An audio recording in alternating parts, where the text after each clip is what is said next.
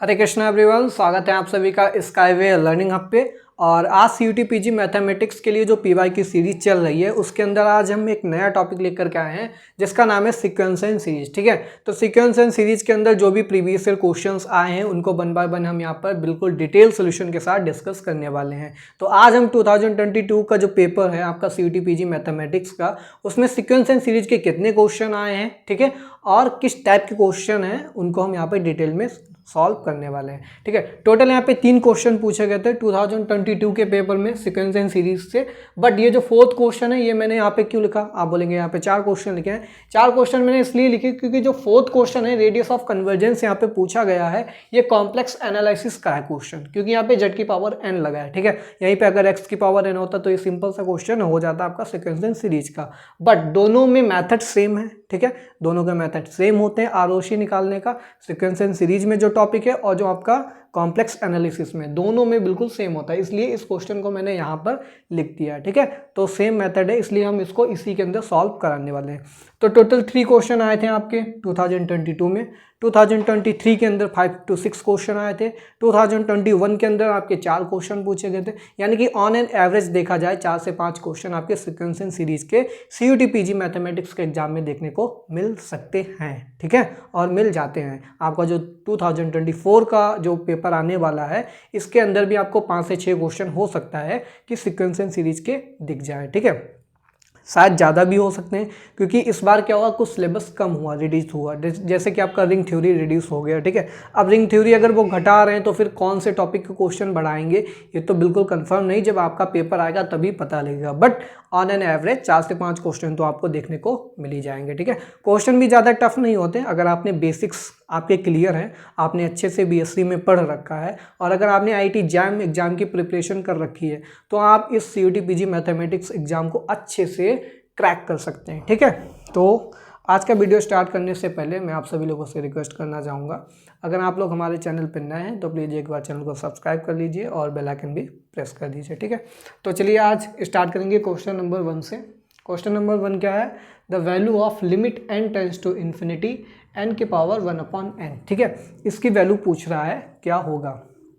तो इसकी वैल्यू ये देखिए डायरेक्ट रिजल्ट होता है, कुछ यहाँ पर डायरेक्ट रिजल्ट है वो आपको याद रखने हैं, आपको सॉल्व नहीं करना है। सॉल्व करेंगे ठीक है आपका खाली में टाइम वेस्ट होगा। तो इसका रिजल्ट क्या होता है, limit n tends to infinity n की पावर 1/n, इसकी वैल्यू होती है 1। ठीक है, तो ऑप्शन नंबर सी बिल्कुल करेक्ट हो जाएगा, आपको याद रख लेना है। ठीक है, फिर आते हैं क्वेश्चन नंबर 2 पे। क्वेश्चन नंबर 2 पे यहाँ पे सीरीज का क्वेश्चन है, n = 1 to infinity 1/n की पावर p कन्वर्जेस। अब ये बोला ये कन्वर्ज करेगा, कब कन्वर्ज करेगा, तो ये डायरेक्ट रिजल्ट होता है पी सीरीज टेस्ट का, पी सीरीज टेस्ट। ठीक है, तो पी सीरीज टेस्ट क्या बोलती है, हमारे पास एक सीरीज होती है n = 1 to infinity 1/np। ठीक है, तो ये क्या बोलता है, ये हमारे पास कब कन्वर्ज करेगा, जब p की वैल्यू ग्रेटर देन 1 होगा।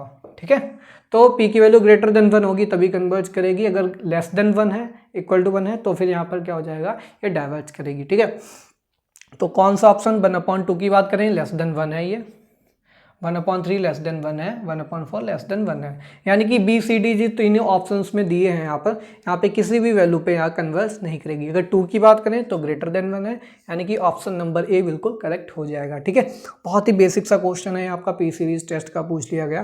क्वेश्चन नंबर 3 भी काफ़ी ईजी है। ठीक है, गिवन बिलो आर 2 स्टेटमेंट्स, यहाँ पर पहला स्टेटमेंट है असर्शन और दूसरा है रीजन। ठीक है, अब रीजन और असर्शन में क्या करना पड़ता है, आपको ये चेक करना पड़ेगा असर्शन में जो स्टेटमेंट है क्या वो सही है या फिर नहीं है। ठीक है, फिर रीजन में जो स्टेटमेंट है क्या वो सही है या नहीं है, इतना आपने पता कर लिया, सही या गलत। ठीक है, अगर दोनों सही आ रहे फिर आपको ये देखना है क्या रीजन करेक्ट एक्सप्लेनेशन है असर्शन का या फिर नहीं। अगर है तो सही है, अगर नहीं है तो not correct explanation of assertion. बस इतना चीज़ देखना पड़ता है, 4 ऑप्शन यहाँ पर दिए होते हैं। ठीक है, असर्शन की बात करते हैं, ये एक सीक्वेंस है -1 की power n into n + 1/n is not convergent, ये बोला ये कन्वर्जेंट नहीं है। ठीक है, चलिए हमको इसको टेस्ट करना है, अब ये हमारे पास कन्वर्जेंट है या फिर नहीं है। तो यहाँ पर an हमारा जो है सीक्वेंस an, इसको हम कुछ इस तरीके से लिख सकते हैं, अगर n की वैल्यू ऑड हुई, ठीक है, ऑड हुई तो हमारे पास क्या आ जाएगा, one upon N plus one upon N, इसको क्या लिख सकते हैं, one plus one upon N, ठीक है, ये लिख सकते हैं। ये कब होगा, जब हमारे पास एन ऑड होगा, ठीक है। अगर एन इवन हो जाएगा तो माइनस वन की पावर इवन, तो हमारे पास वन ही हो जाएगा, ठीक है। तो यहाँ पे माइनस साइन एक आएगा, यहाँ पे एक माइनस साइन भी ले लो, ठीक है, is equal to minus sign.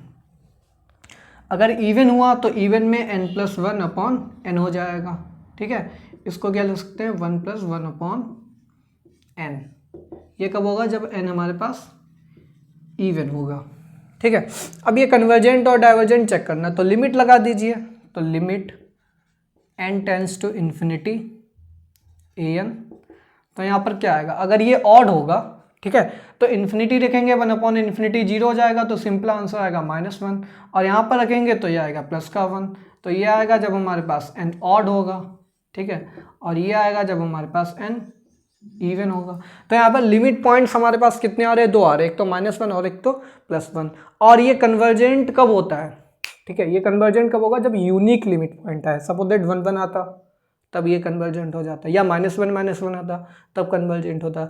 लेकिन अगर यूनिक लिमिट पॉइंट नहीं आ रहा है, उस केस में ये माइनस वन और प्लस वन दो अलग डिफरेंट आ रहे हैं लिमिट पॉइंट्स, जिस कारण ये क्या हो जाएगा, हमारे पास कन्वर्जेंट नहीं होगा। अब ये कन्वर्जेंट नहीं है तो क्या डाइवर्जेंट है, नहीं डाइवर्जेंट भी नहीं है, क्योंकि ये इन्फिनिटी पे तो कन्वर्ज नहीं कर रहा है, ठीक है। तो सिंपली हम क्या बोलेंगे, ये ऑसिलेटरी सीक्वेंस है, ठीक है, क्योंकि माइनस वन की पावर एन लगाए, ऑसिलेटरी है, तो ये कन्वर्जेंट तो होगी नहीं। क्यों नहीं होगी, क्योंकि दो डिफरेंट लिमिट पॉइंट्स यहाँ पे आ रहे हैं, ठीक है। तो ये असर्शन जो है ये सही है। ये बोला नॉट कन्वर्जेंट, ठीक है, बिल्कुल ट्रू, तो उसको हमने ट्रू मार्क कर दिया, ठीक है। रीजन की बात करते हैं, every monotonic sequence is convergent. ये बोला सारी की सारी मोनोटोनिक सीक्वेंस क्या होती है, कन्वर्जेंट, ठीक है। चलिए इसको ले लीजिए, ये भी तो मोनोटोनिक है, मोनोटोनिकली इंक्रीजिंग है। इसको ले लीजिए, मोनोटोनिकली डिक्रीजिंग है। क्या ये दोनों कन्वर्ज कर रही हैं, नॉट कन्वर्जेंट। तो यानी कि हम तो नहीं बोल सकते कि सारी की सारी मोनोटोनिक सीक्वेंस कन्वर्जेंट होती। तो हम यहाँ पर बोलेंगे रीजन जो दे रखा है वो गलत है, क्या ये फॉल्स। तो असर्शन हमारे पास ट्रू है और रीजन फॉल्स है, तो assertion is true and reason is false, ठीक है। ऑप्शन सी यहाँ पर हो जाएगा, बाकी के सारे डिस्कार्ड हो जाएंगे ऑप्शंस, ठीक है। क्वेश्चन नंबर 4 पे आते हैं। रेडियस ऑफ कन्वर्जेंस पूछा गया, तो सिंपली यहाँ पर ए एन लिखेंगे हम सबसे पहले।